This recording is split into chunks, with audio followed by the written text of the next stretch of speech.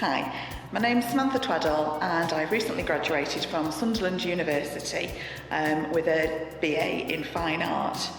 As part of that, we get mail shots from the university telling us about opportunities, etc.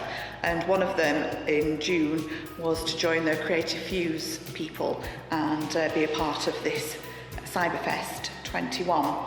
So we had early meetings and I was matched up with a company called Inside Out, and their brief was to try and make cybersecurity relevant to young adults, to try and make them aware of making sure they've got the right virus protection on their machines, and also not inadvertently pressing on the wrong sort of mail things that they might get.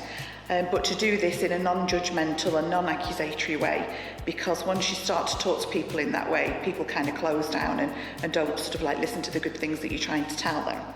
So with that in mind, I thought about a young person's world being, these days, their cyber world. It is everything that they have, whether it's their friends, social meetings, photographs, games, everything, even banking, is on their phones and their laptops. So that allowed me to come up with the idea of this cyber world, which I'm representing as this globe with all of the data and information sort of like swirling round inside it. Now, within this is the perfect globe. Everything's secure and safe, and you can't see in to see any data.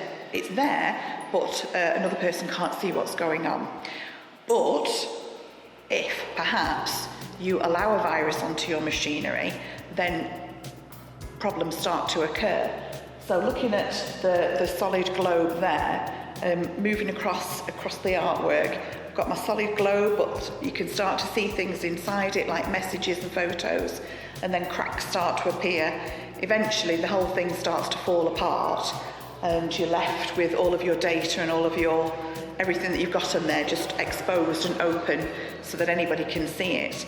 And taking that on, I thought about, even if you try to put things back, not everything's going to be there, and by that stage everything has become visible to the world, which is why I did another piece of glass work in conjunction with the National Glass Centre in Sunderland, where I've made an enlarged mobile phone using sand casting techniques, and it's in the shape of a phone, but it's completely see-through because everything's now visible.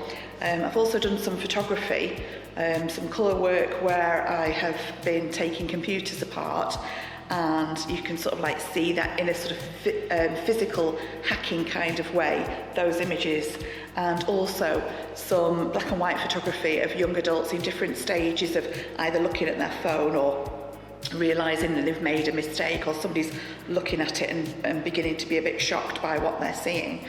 And also some films of, my son was a willing participant, where I had again globes created at the Glass Centre, transparent globes, and I filled it full of different sorts of data, and then it was dropped, and so that gave you the sort of physical smashing onto the floor. So I've done some work editing some films, slowing it down so that you see the smash and the sort of like the catastrophe of losing your data.